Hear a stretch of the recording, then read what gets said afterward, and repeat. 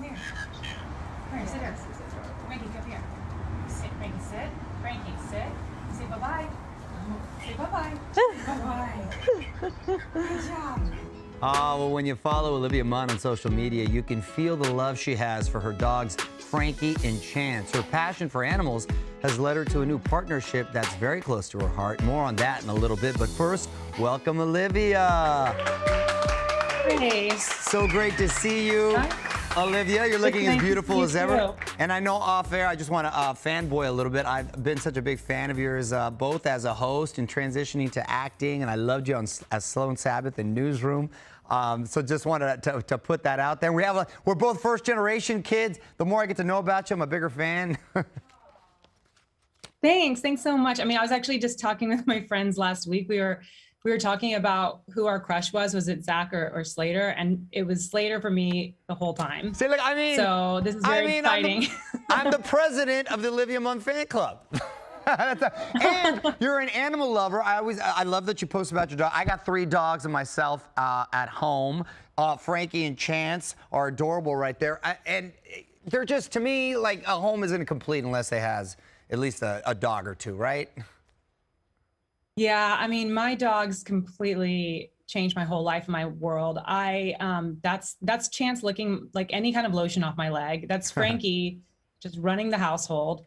But yeah, you know, I wasn't actually planning on bringing a dog into my life. And then I met Chance.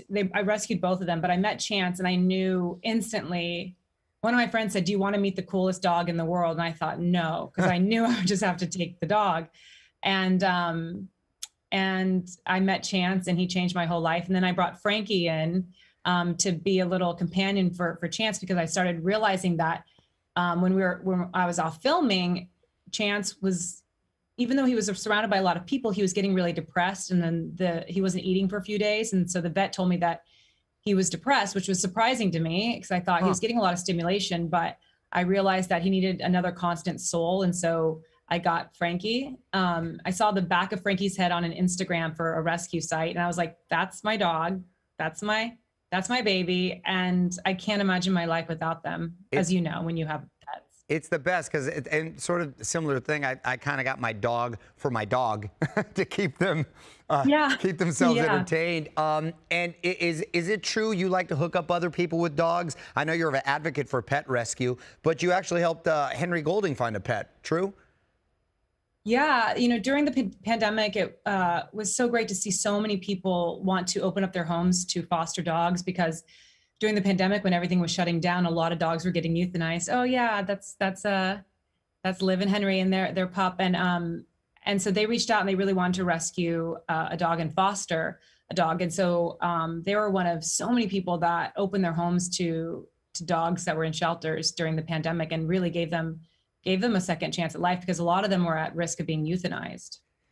Let's talk about your partnership with Petco, which seems like an awesome thing and a great partnership. Yeah, I'm super excited. I mean, we're all getting back to work now, like going back into the office and, as you know, back in the studio. And so our pets' lives are going to change drastically, because for the last year and a half, they have just been with us nonstop. Mm-hmm. And so it's really important right now that we all try to do what we can to make that transition for them as calm and relaxing as possible, because there's a lot of separation anxiety and social anxiety that dogs can get during this huge change. Just like us as humans, we go through a lot of anxiety when there's change. Mm-hmm. So I've been working with Petco to help get out the word about their mental health initiative. And there's this really great online seminar that I took. It's free for everybody up until September. You can go on to petco.com/mental health, but it's the well-adjusted dog preparing for social and separation anxiety. And they really give you such great tips on how to be aware of what's causing your dog anxiety, how to notice the signs of anxiety, and what you can do to help transition them into, you know, a post-pandemic world. You know, mental health is obviously a very important issue right now. A lot of people are talking about it, but they don't talk about it with your animals a lot. And they too, like you said, deal with anxiety and a lot of different things. Are there any signs, Olivia, that we may be able to kind of tell if our dog's going through it? Well, you know, I actually I learned this from taking the seminar and with Darius, who is the Petco pet expert that I was working with. I learned that like excessive chewing and barking, accidents around the house, excessive grooming, and self-injury, those are like the top 5 traits to look for. If you start to see them do that, you know, it's interesting because as I've been getting out more, I've noticed my little dog, Frankie, both my dogs are trained, but Frankie has been marking all over the house.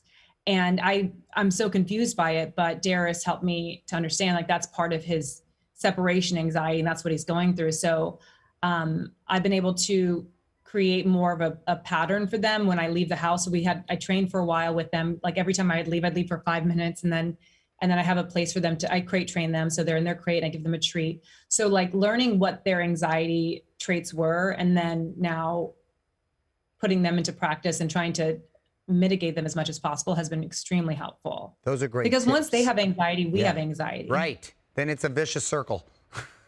It's a cycle that doesn't end. By the way. And then you don't leave the house because you're too anxious anyways. Yes, exactly. You don't want separation anxiety for you. Exactly. Have you broken the big news to Frankie and Chance about the new addition to the family? I've actually been really surprised. People tell me that your dogs can pick up on those kind of things, but they would just walk over my stomach. They don't care. I'm laying on the couch. They just walk right over. They have no idea what's happening. Congratulations, by the way, and forgive me for not saying that sooner, but you look great. You look amazing. I think you're going to be an incredible mom because then I tell you something, I have 3 kids and 3 dogs. And people might think I'm crazy, but the dogs are almost more work. Because a dog, you never teaches them, they don't know how to do anything for themselves, right? So you're always constantly you're having to feed them and take care. A kid eventually starts doing things for themselves. So you're going to be the dog. Once you handle those dogs, you're going to be, I'm sure, just an incredible mom since you're so hands-on with the dogs. That's great. How are you feeling, by the way? You look great. How are you feeling? Thanks. I'm feeling really good. And just the outpouring of love and support has been really amazing. There's like a very real mom tribe that comes up. I've heard about it, but they really come up in full force. And there's like a really great dad tribe too, that everybody comes up and just really is so supportive and loving. And it has really meant so much to me. Are you waiting to find out what you're having, or are you the kind of person that wants to know?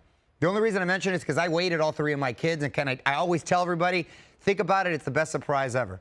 I mean, you know it's a boy or girl. It's not like, oh, it's a monkey, but there's very few surprises in life, Olivia. If you don't know, I'm just saying. It's a good one. Well, I haven't decided if I'll find out yet or not. So something to consider. But I'll take that to heart because you're right. I mean, it's a good surprise to find out. There's very few surprises in life. Yeah, that's true. That's true. Very cool. I want to do some fashion flashbacks really quick and tell me your thoughts here because we're fans of your fashion. This first photo, I believe, is from the Oscars. Beautiful dress. Do you remember? What do you remember about that look? That's the first and only time I presented at the Oscars. But I did 2 or 3 fittings. That is a Stella McCartney dress, and it was the very first dress I ever tried on, and I loved it so much. And of course, you think it can't be the first dress, so you go through 3 very long fittings after that went on for weeks, and nothing topped that Stella McCartney for me. And she was so great and let me keep it, so I was very excited. I have it somewhere stored. And the second one, I believe, is from the Emmys. Yeah, that's a Monique Lhuillier dress. And I love I got to present with my good friend, Patton Oswalt. And that was just so much fun. That's what I remember the most about that dress is like being able to hang out with Patton and present with him. And that was so much fun.